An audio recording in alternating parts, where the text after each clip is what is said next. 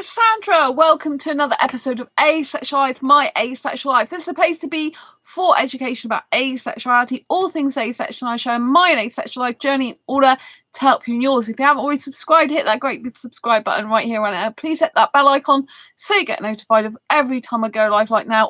This video is very important if you're doing dating or relationships of any sort. So I'm going to come up with something in a moment that's going to kind of be like OMG, because I'm back on Facebook dating, and something a guy said to me made me realise how guys seduce women into kissing, sex, and probably a whole lot more. So stay tuned for that. If you don't know who I am Sandra Burmy, author of this awesome Asexual Perspectives 47 Asexual Stories book. So if you haven't already grabbed a copy of that, please grab a copy from the description down below. So yes, let's get back to it. So basically, yeah, I'm back on Facebook dating, as you know, and yeah, I had this guy that I connected with, and he was chatting, and I was saying I don't like sex, that I'm asexual, and he seemed to accept that. And as the conversation progressed, I then got to a stage where he revealed something to me that he wished he hadn't. And this is basically how he manipulates girls into kissing him. And obviously for sexual guys, kissing leads to sex. So basically he revealed his whole technique for getting a girl to have sex with him. And that's when he went silent on me and I blocked him. So this is what he said to me in the conversation via Facebook dating. We were messaging, right? I'm glad I made you smile. Well, I have a sexy habit of giving compliments while I kiss to make them feel shy and romantically vulnerable inside, so I could drink their sweet soul from the soft lips. So I said, so you have kissed a lot of girls then? And he's like, but not many, but I've definitely not kissed a beautiful, mature lady like yourself before. And I'm like, so if you didn't make them feel shy and romantically vulnerable, do you feel you wouldn't get to kiss them? And he went completely silent on me when he was messaging me, because he'd revealed his whole trick, basically, how he tricks women. So basically, he gives women compliments while he's kissing them, so they feel emotionally vulnerable and they basically feel shy. And so it makes them feel attracted to them and basically like a magnet, so that he gets to kiss them. And like I said, for sexual guys, the kissing leads to sex. So this is how he mind manipulates women into having sex with him. And I wanted to do this video to draw this to your attention, because this is someone you do not want in your life. And I didn't even realize how guys did this. I mean, he went silent on me because he was like, oh shite, excuse my language, I've just revealed my whole secret of how I lure women basically into having intimacy and sex with me. Because obviously guys who are sexual, they don't stop at kissing. It's usually always leading to sex. Liam, hello beautiful Sandra, I am mad about you. Oh, that's so sweet, Liam. Thank you so much. Oh, you've made my day. And you're asexual, so it's even better. I love it when asexuals say nice stuff. Like if guys say it, sexual guys, I'm like, yeah, thanks a lot. If an asexual guy says it, I'm a lot happier, you know? So thank you so much. That's really sweet you're mad about me. Oh, thank you. I feel so happy now. So yeah, I don't know if you got the gist of this video, but basically I'm back on Facebook dating. And this guy I was talking to for a while, and then he basically revealed his whole way of how he lures women into being intimate with him. And so basically, I mean, I thought it was really creepy, the whole thing he said. I have a sexy habit. So if we break down what he said, I have a sexy habit, meaning he does this regularly, because a habit is something that someone does regularly. So where he's telling me that he was interested in me, could live without sex and all the rest of it, basically, you know, oh, I really like you and all the rest of it. You know, it's a load of rubbish when they start saying I have a sexy habit. Liam, I am asexual and romantic, but I love you to bits. Oh, that's so sweet. Oh, lots of love to you. Oh, that's really sweet. Thank you. Oh, that's so nice. I'm so smiling now. You've made my night. Or the early hours of the morning, should I say. Thank you. Oh, that's so sweet. You know what I'm like? I'm a hyper romantic. So even though you're aromantic yourself, I think that's very romantic. You know what I mean? So thank you. I appreciate you. Lots of love to you too. So yeah, so this guy says I have a sexy habit. So straight away, as soon as he said the word habit, I knew it meant that he did this to a lot of women, because a habit is something you do repetitively. Thanks for the thumbs up. So habit is something you do repetitively. And so basically, this guy does this repetitively with women. That's what he means. So I have a sexy habit of giving compliments. So basically, he does this regularly. Sexy habit means that he thinks like he's so attractive and he's so obviously seducing someone because he has a sexy habit. So he thinks it's great, basically. Oh, Sparky, hello. Lots of love to you. Nice to see you here again. Yeah, so I have a sexy habit. So it's something he does regularly of giving compliments. So he tells you what he's doing, giving compliments while I kiss the girl, to make them feel shy and romantically vulnerable. Now, when someone is vulnerable, it means they're more easily you're more easily able to take advantage of someone who's vulnerable. Just like there's special needs, people with mental health difficulties who are vulnerable, we have to be careful of those in society because they can be easily taken advantage of because they're a vulnerable adult, right? So when a guy is making a woman romantically vulnerable, he is basically like preying on her. He is basically making her vulnerable so that he can go in for the sexual kissing sex kill, if you like, right? It's like a bird of prey coming down and saying, hey, I'm gonna have this girl and this is how I'm gonna get her. So this is how he seduces a girl. I think it's really sick, to be quite frank with you, but I'm glad he told me because I can tell you on this channel now. So I know that Liam isn't into dating, but there are going to be some asexuals watching this video right now who are into dating and relationships. And, you know, I want you to know this. I mean, obviously, this is a guy who does this to women. There might be some women who does this to guys in a different type of way, for example.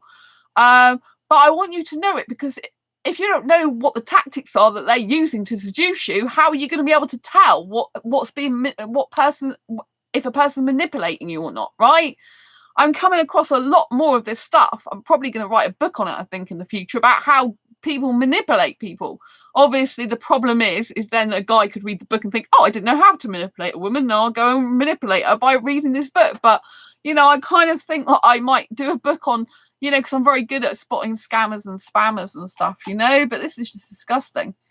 Sparky, I've joined while talking about a man. Ho, am I wrong?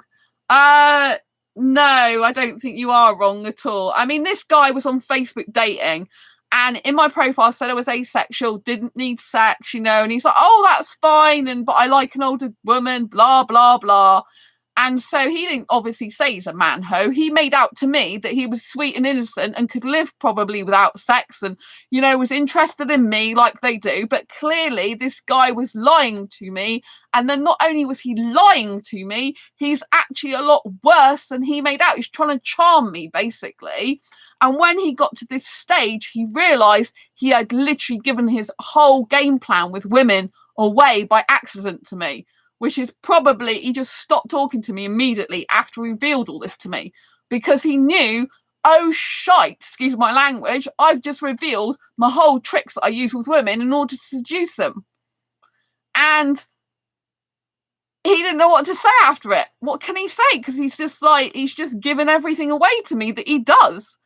And he didn't, obviously he thought that it would be something that I would think, oh, you know, a sexy habit. Oh, that's very attractive. But obviously I'm an older girl anyway, and I'm experienced in life. And when he said all that, when I said to him, so if you didn't make them feel shy and romantically vulnerable, do you feel you wouldn't get to kiss them? He went silent. And that's because basically that's his game plan. The only way he feels he could, you know, the way he wants to get sex and seduce a girl is through doing this. Because obviously this is a guy that's actually extremely good looking, but obviously a very insecure guy inside, because if he has to do this to women to get them to be intimate with him, having sex, then he's really an insecure, egotistical guy who's very selfish, because if he has to do that to get a woman to kiss him, he obviously can't get it off his own merits, which means that he's a very insecure guy, really. And it's disgusting what he does to women. So I'm trying to break it down his paragraph in order to kind of exploit what he's doing even more, which is exploiting women, basically. And then when he says sexy habit, so obviously he's sexy is usually the word you associate with sex. Thanks for the thumbs up, by the way. Habit means he does this regularly. So when he basically was making out to me, sweet innocent, could live without sex, probably be with me, it's a load of rubbish. Liam, he sounds like he's desperate. Yeah, I think this is a guy, Liam, that goes and has sex with loads of girls. I desperate for sex. Yeah, I just think he's just a guy that just does this regularly, like a Casanova type thing. And so he gives compliments while he kisses the girl to make them feel shy and romantically vulnerable inside. So he's usually basically the psychological trick he's using is he's giving them compliments so they let down their guard, feel special, shy, and hoo-hoo like this, and then he goes in for the kiss. But I think this bit here is very sick. I mean, I don't know what you think, Liam, but what he says is, so I could drink their sweet soul from the soft lips. To me, that sounds so sadistic. It's almost like he's drawing the girl's soul out, so she's losing her soul, she's losing herself when she's doing that with him. It's like he's sucking the life out of her, which is really what he's doing. It's a controlling asshole, excuse my language. But that's what he is. Guys who use this type of manipulation techniques, yeah, Sparky, what the hell? Exactly. It's so disgusting. He probably thought that's a really nice thing to say. That's creepy. Exactly, Sparky. It's very creepy. Drink their sweet soul from the soft lips. It just sounds, I mean, that is basically what, he's a disgusting person. Exactly. He's blocked, I blocked him on there. Don't have anything to do with him. But yeah, exactly. But I am glad he revealed this, because I didn't actually know that that's what guys do. I mean, me being quite innocent, even though I've got a lot of experience, I'm still quite innocent where seduction's concerned, because I don't play games. I don't play stupid psychological tricks and disgusting things like this. I don't do stuff like this in my life, so I don't think like that. But I have learnt quite a lot of stuff. Stevie, hey Sandra, lots of love to you. Nice to see you, Stevie. Yeah. Just discussing this guy on Facebook dating who is very disgusting and seducing women in this way.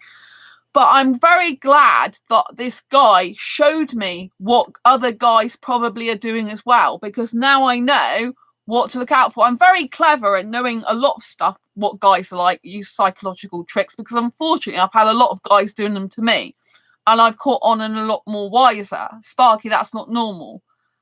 Well, yeah, it's a lot. I mean, unfortunately, Sparky, there are actually channels, YouTube channels, dedicated to showing guys how to psychologically basically manipulate women into having sex with them. I've actually watched some stuff, which is very hard for me to watch. I've watched a bit of some stuff. I had to stop watching it. And the whole business is basically how to seduce women, and using all these psychological tricks and tactics in order to do it. But there's actually guys making living on the internet through like YouTube and websites, selling membership sites to stuff like this. I have no problem with dating coaches selling proper coaching packages and online courses and memberships of helping people, to better themselves, and their lives. But when I see guys that are trying to teach other guys how to emotionally manipulate women into having sex, it's disgusting. Yeah, exactly, Sparky. There's one guy I saw, and his monthly membership, I think was £100, or was it 100 or 200? I think it was 100.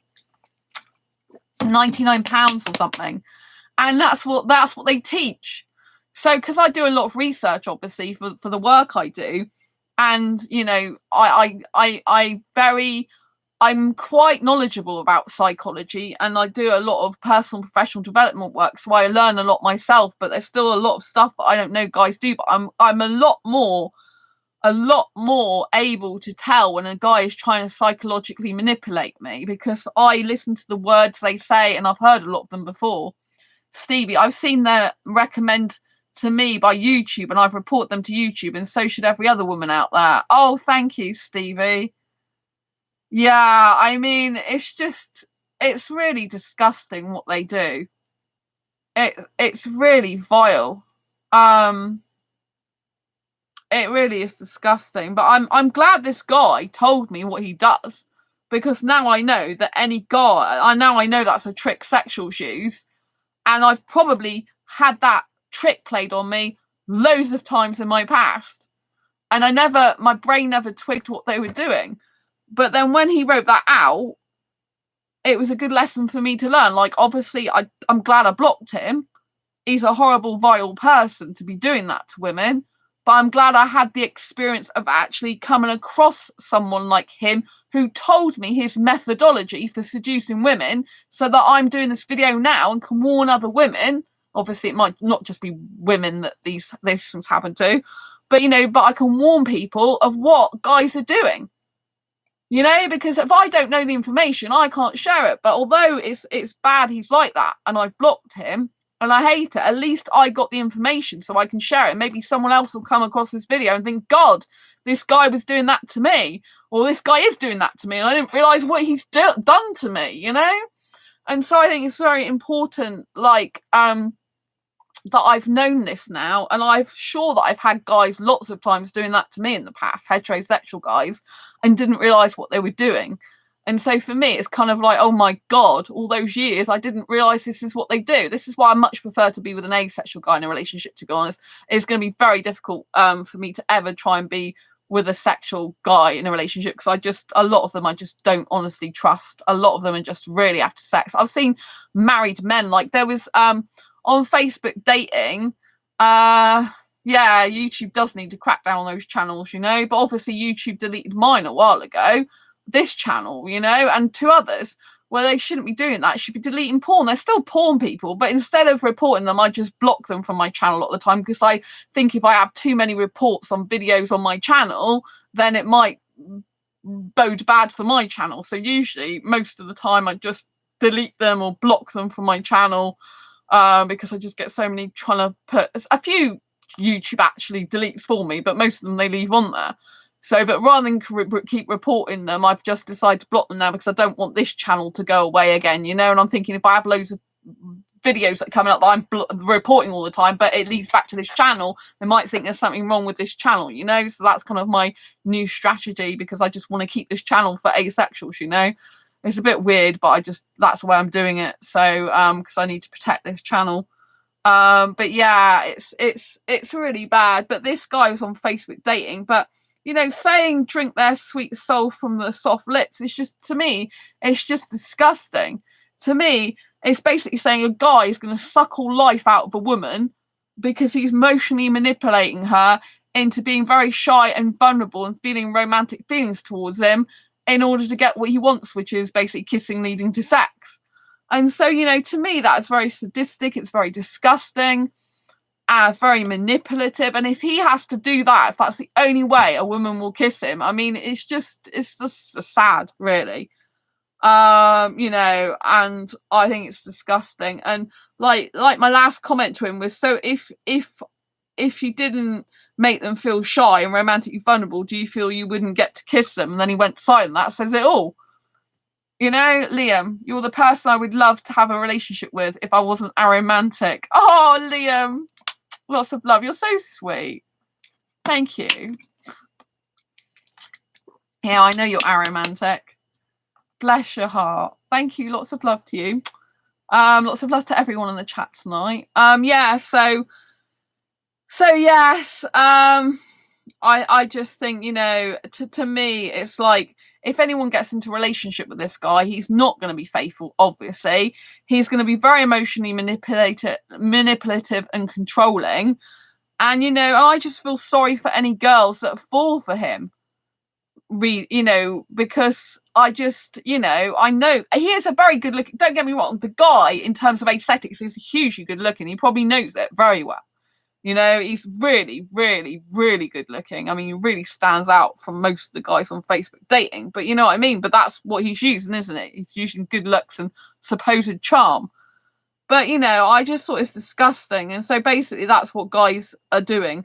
They're making a woman, or could be different gender, obviously, vulnerable inside. Like I said, any person who's vulnerable, so like including, like special needs people with mental health disabilities, they're all vulnerable people. And we all know that we've got to protect those people, from harm, because they're more susceptible to being able to take advantage of. And so making someone vulnerable in this way is so he can take advantage of that person, Stevie, I absolutely know that not all sexual men are creepy like this, but there are a lot of men like that make women scared to date men. Luckily I'm ace and aero.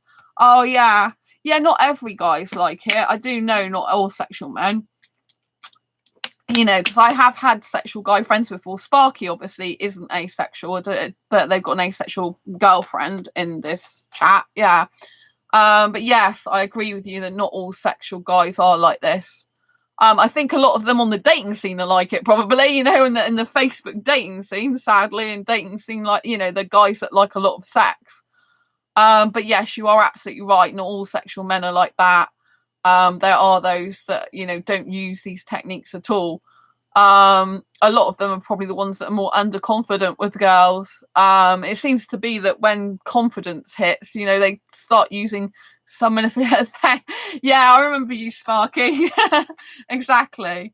Not everyone is like those guys, and obviously I know people in my family and friends I've had over the years, and not every guy is like this. I've known quite a lot of really highly sexual guys that have 2 women on the go at once, though. It's disgusting.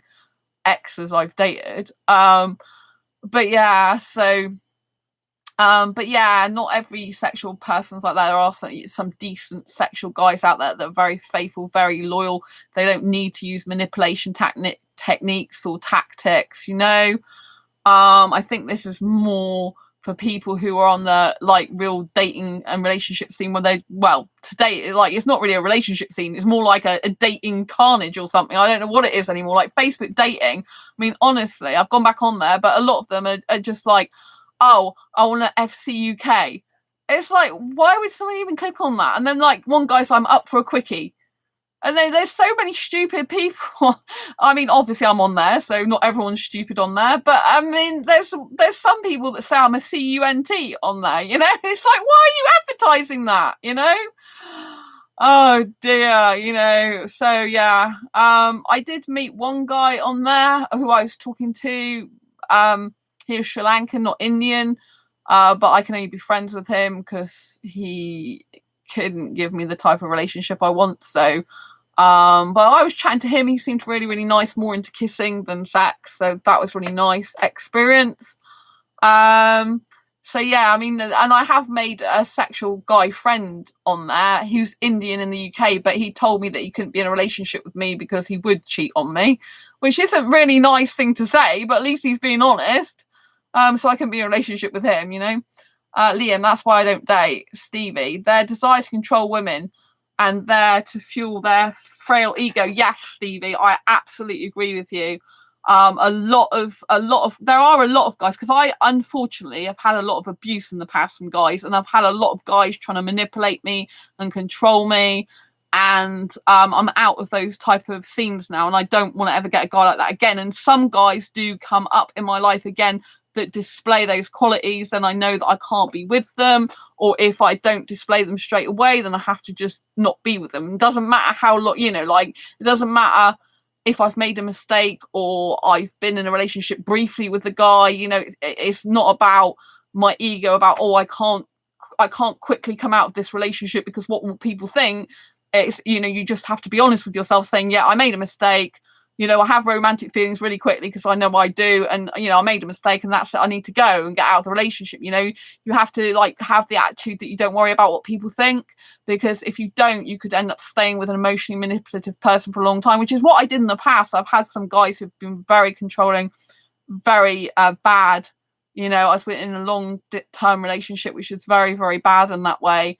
I don't talk about it too much. Well, I don't. I do talk about this relationship. I don't usually talk about all the bad stuff really so much. But yeah, so it's been difficult. But over the years, I've learned to recognize a lot of the signs, because I did a pattern changing course in 2013. So a pattern for 14 weeks. A pattern changing course is when you learn to spot patterns of abuse and control in people. And there's certain patterns, and it's one of the best courses I've ever done in my entire life, ever. I mean, it saved me so much heartache and pain, and ever getting into a controlling relationship again, or if I do, I get out quickly. You know, I wasn't able to do that before.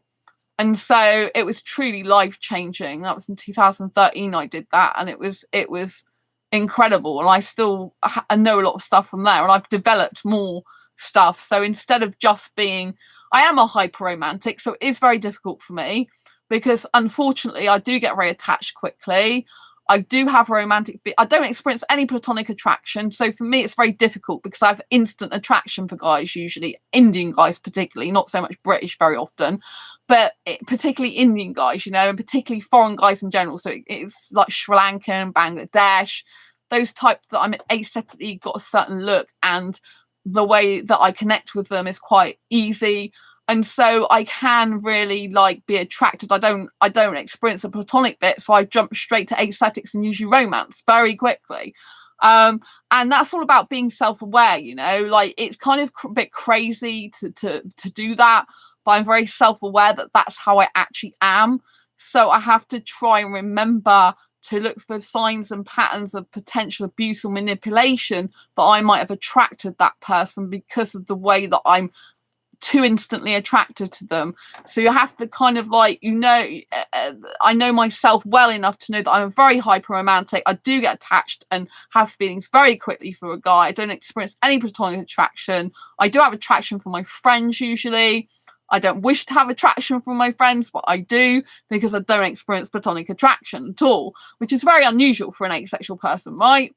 And I'm hyper romantic, so kind of everything's kind of quite intense and quite quick for me. So I'm very aware of that for myself, and obviously that means I'm very vulnerable to a guy taking advantage of me in theory. But because of the questions I ask and the discussions I have with guys, usually I can work out what they're really thinking, feeling, or whether they're going to be emotionally manipulative or not. You can't always work it out. First of all, you have to listen to what they say, and you have to sometimes over a period of time weigh up, because there, you know, like even when I did the pattern changing course, not every person's perfect. They might say one or two things that actually you know, might, you know, like if you've known them a long period of time, they might do a couple of things that aren't very great. But you've got to listen to what they're actually saying over a period of time. And if it's a short period of time, you know, and they give you 3 red flags, for example, that's it. They're out. You don't pay any more attention to them. You go from them. Any 3, or, you know, you don't want to go any more than 3 red flags. 3 red flags is a bit much. Stevie, abusers will try to wrap you around their finger and make you feel incomplete without them, keeping you there. Yeah, it's really difficult. And it's so true. And the problem is a lot of us, me included, have maybe childhood trauma from the past, relationships. And so you're already kind of a little bit more vulnerable in that way. And usually once you attract abusers, you tend to have a pattern, which is why I did the pattern changing course, of still attracting abusers.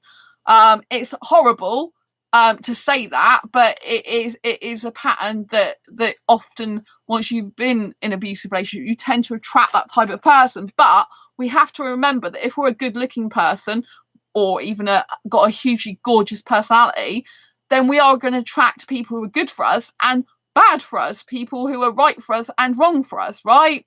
So if you're an attractive person, you're never going to get just all good people or all nice people being attracted to you. You're going to get abusers attracted to you, as well as people that are not abusive. And so, you know, I read this blog article a few years, well, I think it's 3 or 4 years ago now, that actually kind of drew the attention to this. It's like, you know, because a lot of women, for example, in society, they blame themselves a lot of the time for attracting abusers.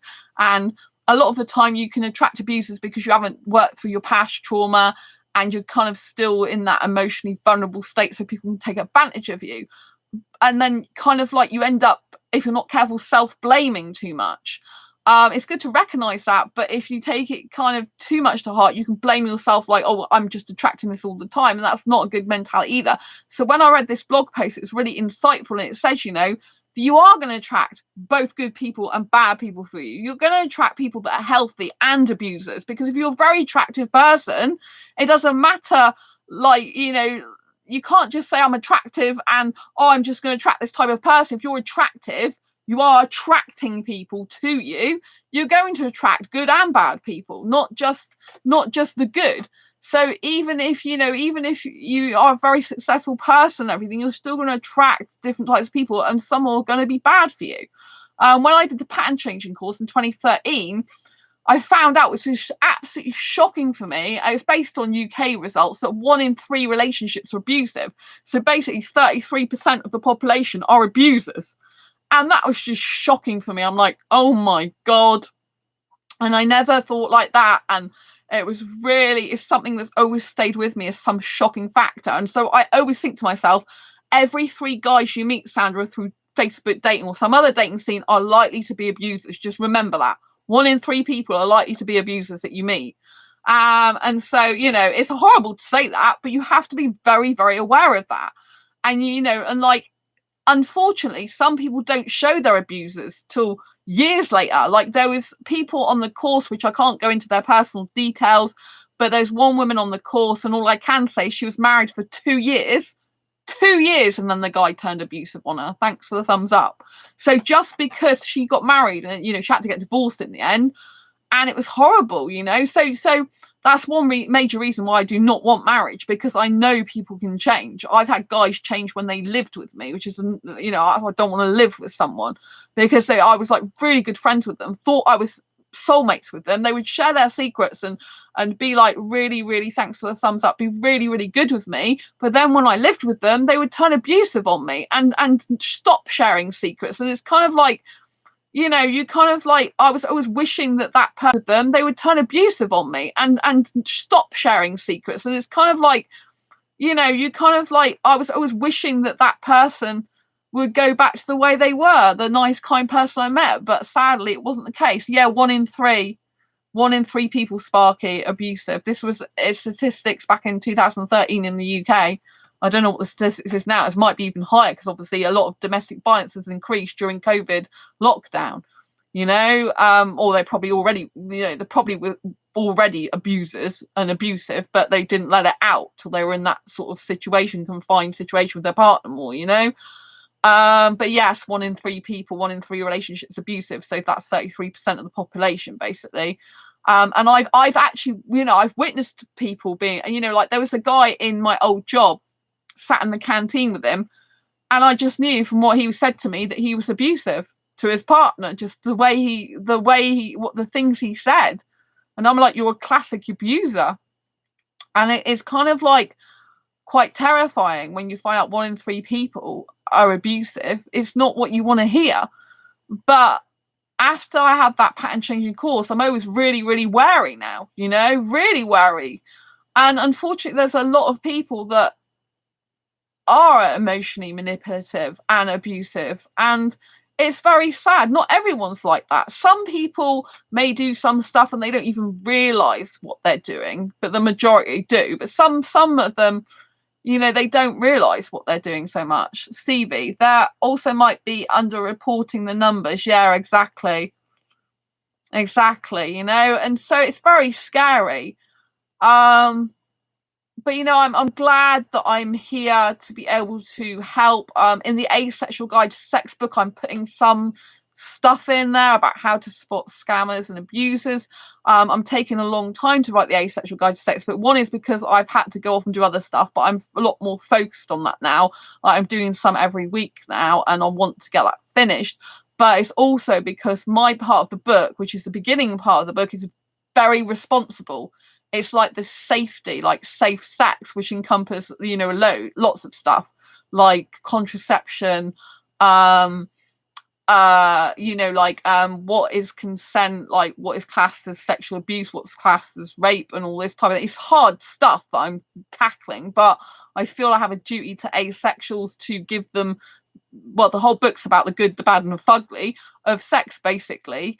And about being realistic about it, like all the other books out there on sex basically are all glorifying it and done by like sex experts and how great sex is and all this lot. But the book that I'm writing is very, very different.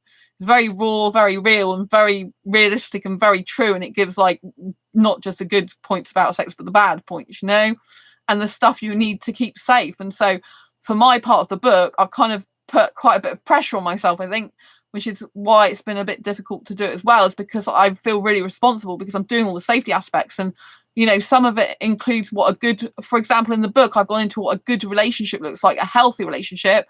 And someone who's in a relationship with you who's not being healthy or good to you, some stuff to that. I haven't gone, then the whole book's not focused on that, but I've done some stuff in there.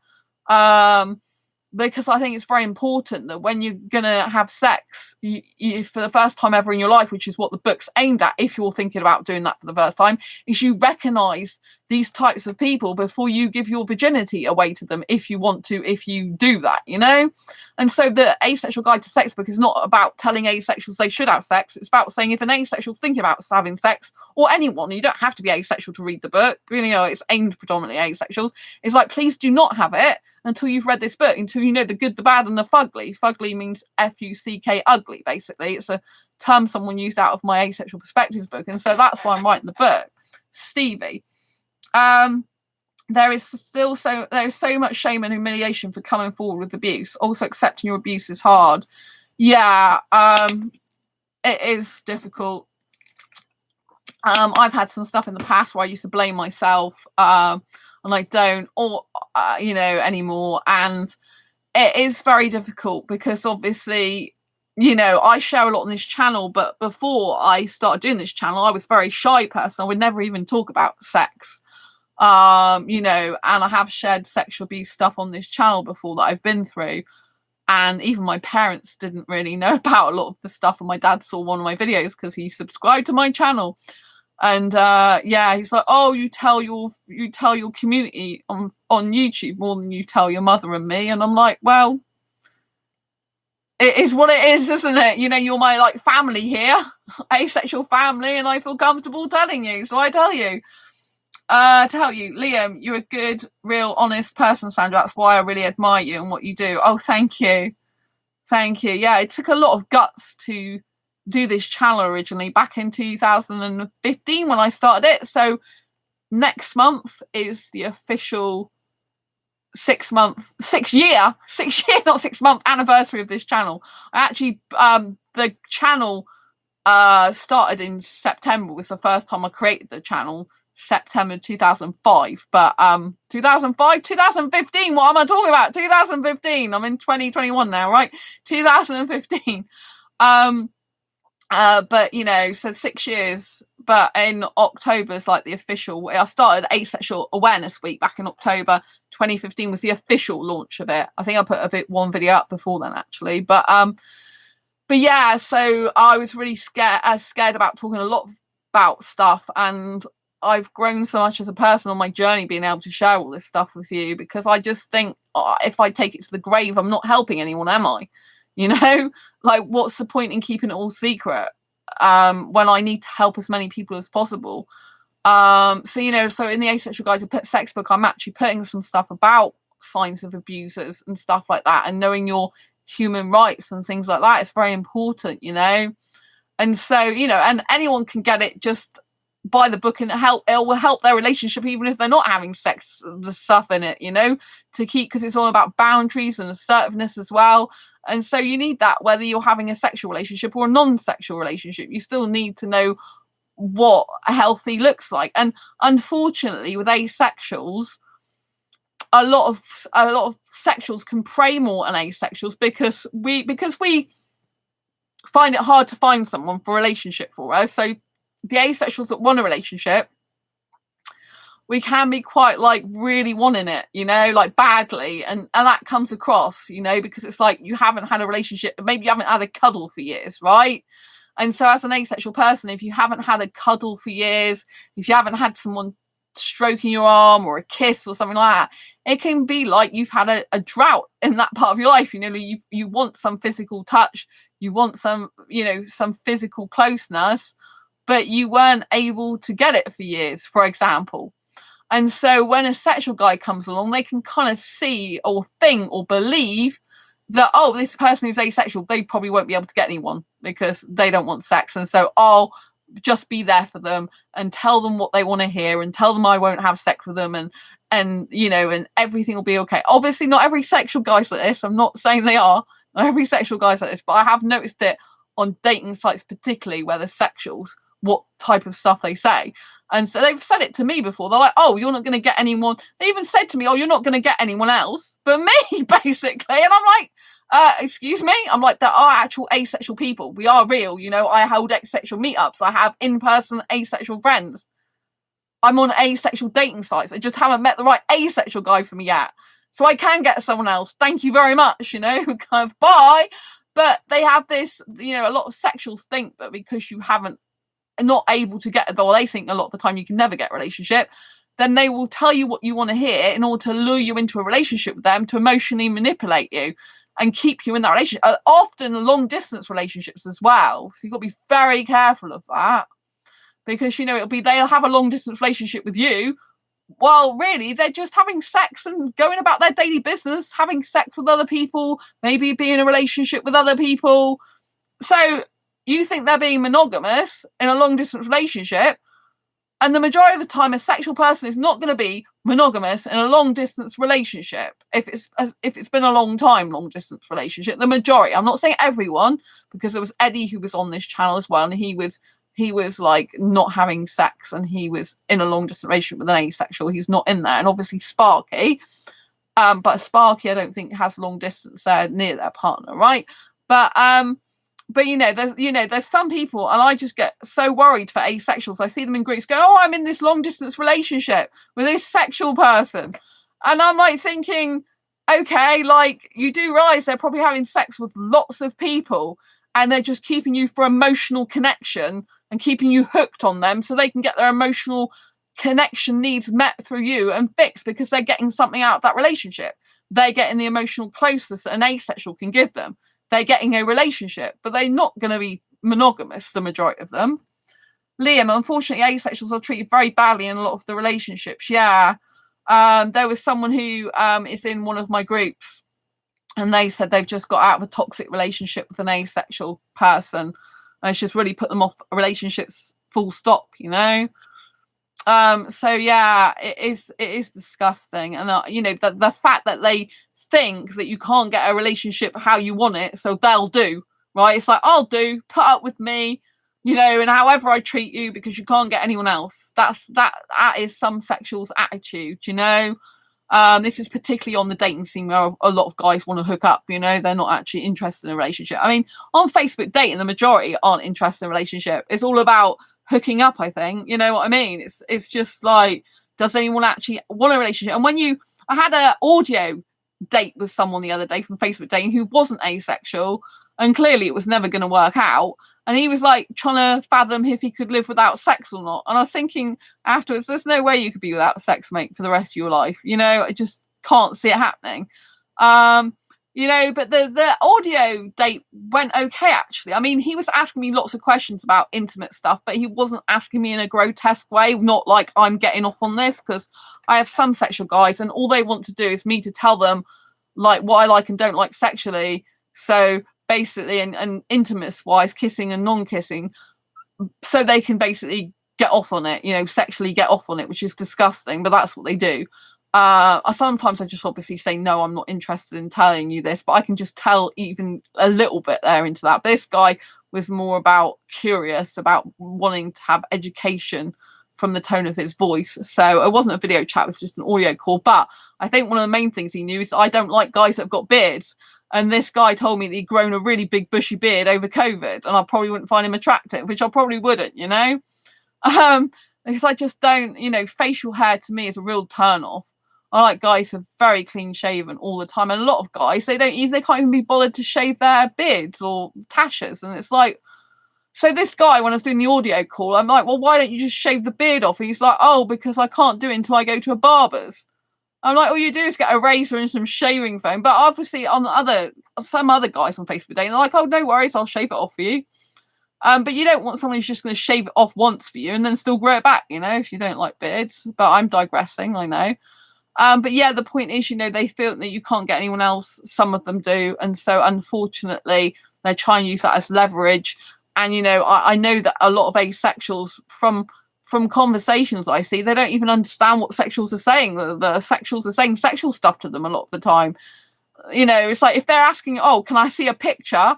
It usually is because they want it. I don't know why my iPad's deciding to copy what I'm saying by itself.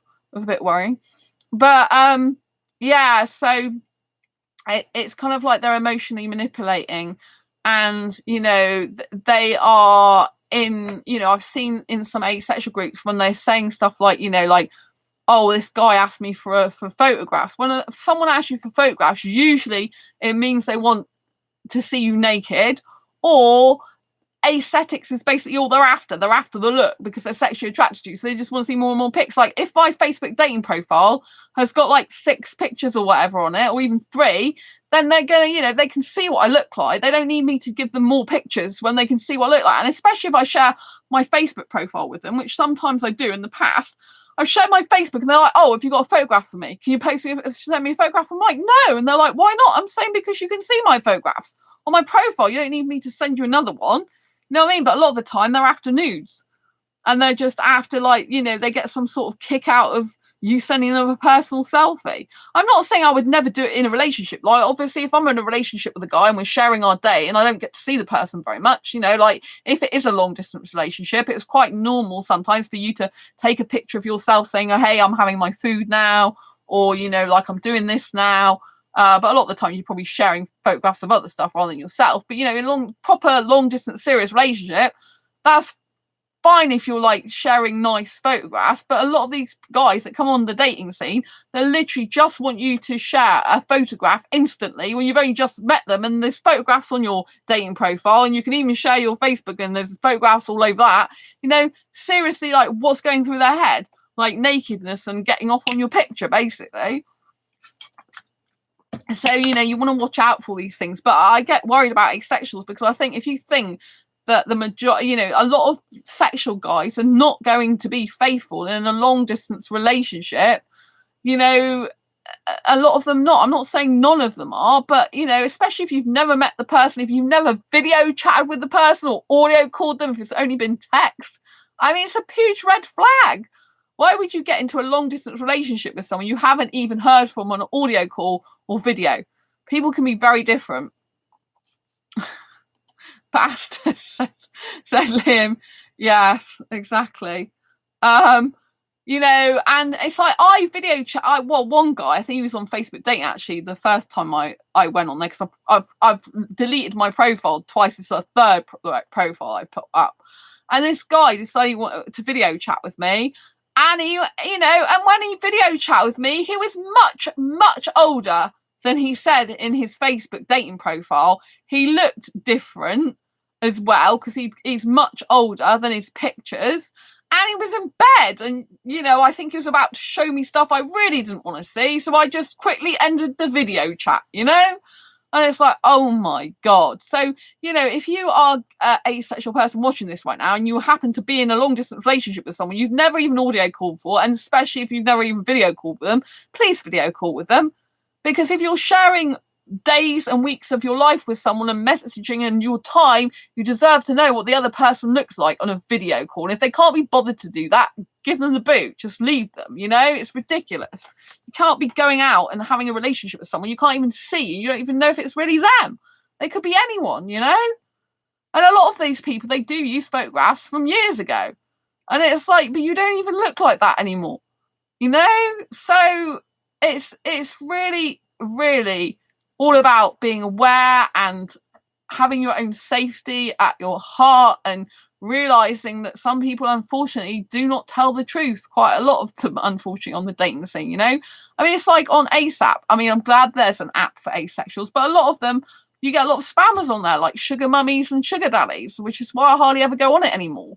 There are some genuine asexuals, because I've had some people come off that app to my meetups, right, in the UK.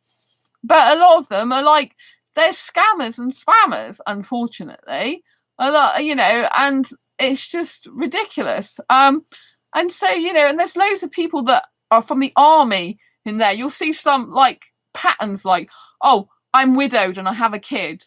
And that's like, even on Twitter, they do that. I'm widowed and have a kid and I'm God-fearing man. Those three things usually means I want to chat you up and have sex with you on the internet, or just have you as my internet girlfriend or something. The amount of guys that get through Twitter and they've got certain feels to their profile, usually they're divorced and got a kid, or at least divorced, and they're a God-fearing man. It's disgusting that they're using God like that, to be quite honest with you. But yeah, if they're God-fearing man, it usually means that they're actually sexual, highly sexual guys who want to have sex with women online, basically, or have a relationship with someone online. So yes, unfortunately, so it's difficult out there in the dating scene, and it's hard to know who to trust. And I think, ideally you want to meet someone in real life, but for asexuals, obviously we're probably most likely to go meet someone online first of all, unless we meet them at asexual meetup, because, it's hard to find another asexual near us where we live. And even if we do, the chances of them being compatible with us and the type of asexual that we need for us to match our needs is very remote, So we're going to have to meet people online first. So that's why it's so important to understand patterns of behavior, manipulation, control, people who are just not who they say they are. There's certain patterns you can look for. You get to know what they're like. And it's kind of sad that you get to know this, but it's good in a way to protect yourself, Liam, I'm atheist, so you're fine there. Oh, bless you. Yeah, my best asexual friend is atheist as well. But you know what I mean? It's just like, I get these guys on Twitter and I have to block them. So, they come and they go, start saying, so how are you? One guy goes, can we talk off here? Can we do a hangout or something? I'm like, no. And I just blocked. I'm like, oh my God. That's on Twitter. There are quite a lot of guys chatting people up on Twitter. There is a love story actually I came across that was actually nice, and it was two lesbians who actually met on Twitter. They started messaging, and they did actually, one of them moved to the other person's country and they got married and they lived together happily ever after. So there are things even on Twitter where, love stories that genuinely come true and people are happy. Right. But and I've met all my friends, my asexual friends, pretty much online. I think every single asexual friend I've got, I met online, first of all. A lot through Facebook. I've met a couple through Asexuality, one through Facebook, some through Avon. And so, if it wasn't for online internet, I wouldn't have met the asexuals I've met. So, the internet's still really good. It's not all bad. You can still meet some fabulous people there, people that are genuine, people that are real. But, you have to kind of like have conversations and work out what a person's saying and how genuine they're being. If they're contradicting what they're saying, then you've got to have that as a red flag and then park it and then see what else they're coming up with. But it depends. But I should tell you about this other guy that was manipulating me within 3 lots of messages. So this guy didn't friend request me. Obviously, I'm not going to give his personal details. Didn't friend request me. And he saw me in an Indian asexual group. And so he approached me. I've never seen him before in my life. Never heard from him before in my life. I don't know this guy, right? Bear in mind, I don't know this guy, right? Even though he's Indian, I don't know him. Doesn't look very Indian, actually. But anyway, so he saw me in an asexual Indian group, and I said that I was looking for an Indian asexual guy. So he starts messaging me. This all happened within less than 12 hours. He started messaging me, talking about like what he basically talking about relationship with me. And in the space of 3 lots of messages, went from saying, well, you know, like basically coming over to my country would have to marry me because there's absolutely no other way of coming to the country, that our government's so rubbish for foreigners marrying people in the UK. I'm thinking, if my government's so rubbish about foreigners marrying people in the UK, then why would you want to marry me in the first place anyway, if our government's so bad? And obviously people want visas, you know, I'm not stupid. And then he was saying stuff like, oh yeah, it's the only way to get into the UK if you're Indian because we're a third world country and you're not, blah, blah, blah. And it's like, I'm like, well, it's not true, because I know Indian guys are in my city and lots of Indian guys are in the UK. Just obviously they're not the right Indian asexual guy for me. You know, like I like Indian guys, but not to the point where I'm stupid and don't value my worth enough to walk away. Do you know what I mean? You know, I don't like Indian guys to the point where I harm myself and let them use and abuse me. Do you know what I mean? I'm not that type of person. I'm not extremely stupid. And so anyway, so he's on about marrying, and he's like, oh, I can't, you know, like, but you have to sacrifice. It's not just up to the Indian guy to sacrifice, you know. And he's like, oh, are you able to support me now in your life? You know, like this. And then it's like, and he's like, oh, because if you are, then I'll be with you till the end of the time, until we die. But if not, I'll be alone forever and I won't regret. And it's like, basically, so he was trying to emotionally manipulate me into me, you know, getting attached to him romantically, thinking I need an Indian asexual guy. He happens to say he can come to the UK, but his ultimatum is you marry me and get me into your country and support me, or I'm not coming. And if not, I'll be alone forever. It's like, do I really care if this guy's alone forever when I've only just met him? You know, and all he cares about is me marrying him and supporting him. I don't think so, right? So it's like, I just said, no, thank you. Thanks for your interest in me. You know, good luck, basically. I'm like, it's really bad. So it's very manipulation technique. So it's what some guys do, unfortunately. They think, oh, right, this person, again, hasn't got many options. That's what you probably thought. And I happen to be Indian, asexual, and this is what I want. So I want marriage, and I want her to come and support me. I live on my own, as you know, right? I've lived on my own for 17 years this month, on the 27th of September. So tomorrow, I will have lived on my own in this place for 17 years. I don't like to talk about it in the sense that I'm too young for that to happen, but it's true. I did move out of my parents when I was 19 years in birth certificate age, right? So anyway, I've lived in this place for 17 years on my own on tomorrow, right? If, you know, why would I want to live with a guy if I can look after myself on my own for 17 years? Why would I want to support a guy when I'm financially supporting myself? Like, why would I do that, right? I don't need marriage. I don't need kids. I don't need to live with a guy. I don't need sex, right? From a romantic point of view, I think about being with a guy and living with him, but practically it doesn't work for me, right? I've lived on my own for years. I don't like sharing household bills. I've done all that in the past. I live a very upside down life. It's like gone 1 o'clock in the morning here now, you know, and I've got my disability, like with my fibromyalgia. It's not really suited to living with someone. I have a lot of issues with that, you know. It's very difficult. I've had a lot of back pain lately, you know. And so, you know, it's kind of hard. I need to just look after myself, focus on myself. I don't want to be cooking or cleaning for a guy. Even standing up doing the washing up hurts my body, to be quite frank with you. So I don't do as much as normal people would do. People who haven't got fibro, for example, you know. And so I don't want to be living with someone. It's like, why would I want that? I'm not interested in getting married. I'm not interested in getting married to a guy that I do not even know as either, you know. It's like, why would you do that in less than 12 hours? And it's basically the ultimatum.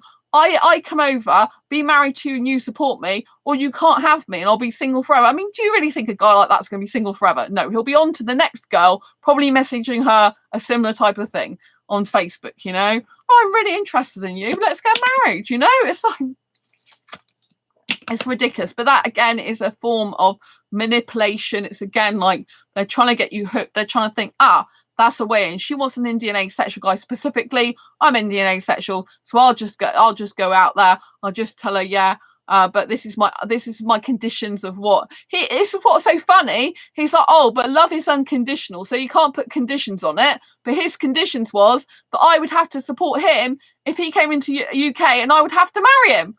So do you know what I mean? Again, contradictions, red flag. Oh, love is unconditional. You shouldn't be putting conditions in into what type of relationship you want, which is perfectly fine. Everyone's allowed standards. Everyone's allowed needs in a relationship, right? Love is not actually unconditional, unfortunately. We think it is, but it actually isn't, because standards that you have to have in a relationship, boundaries, if you like, are rules, conditions, if you like, for the relationship, conditions for the relationship to thrive, to flourish, to be healthy. So in actual reality, there is no such thing as unconditional love in that sense, because unless you've got boundaries in place and like you're being assertive and you're having standards in the relationship and values in the relationship, if you haven't got those, it's going to be an unhealthy relationship, right? So when they say love is unconditional, and that's very much touted as being the best type of relationship, love is unconditional, you shouldn't have any conditions in a love relationship, that's a healthy relationship, actually can be the opposite. It's not healthy if you don't put boundaries in place, if you don't have standards and values and boundaries, which you need to be healthy. So some people class boundaries as not condition, but if you look at the dictionary, like a condition is boundaries, like a set of rules to keep you safe in the relationship. Rules are like conditions, if you like.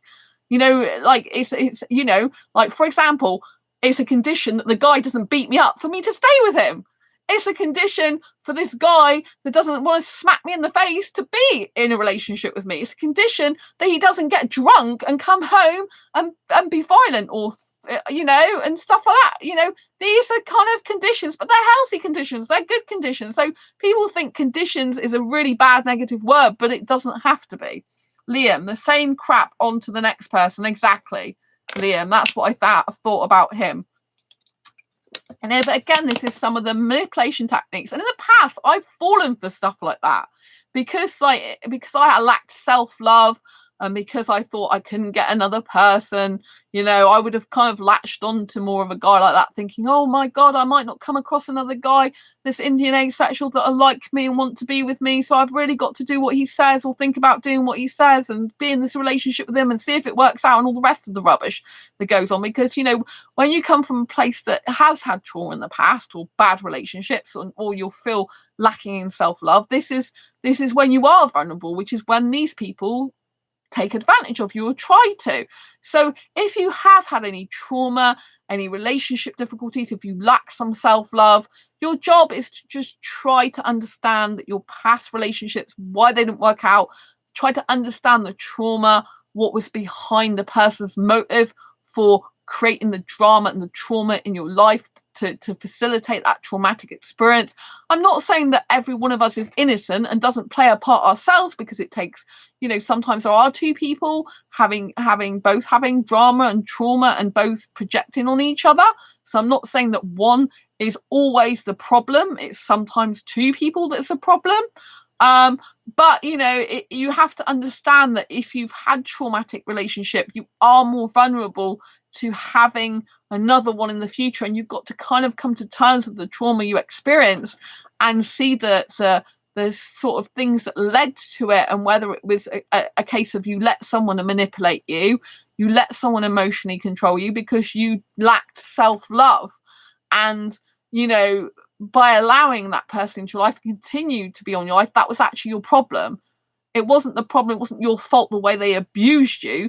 It was your own responsibility to understand that you accepted staying with that person. Now, I have been in abusive relationships for a number of years, and I felt so compelled to stay with them. One was to do with money and not being able to have a place of my own, which I've got now, which is why I would definitely want to keep it, because people do change in relationships, unfortunately. Some people just change and grow apart, and other people change and become abusive, right? And people change for different reasons. But, you've got to understand that if you've had a lot of trauma and issues in your past, you have to look and dissect them.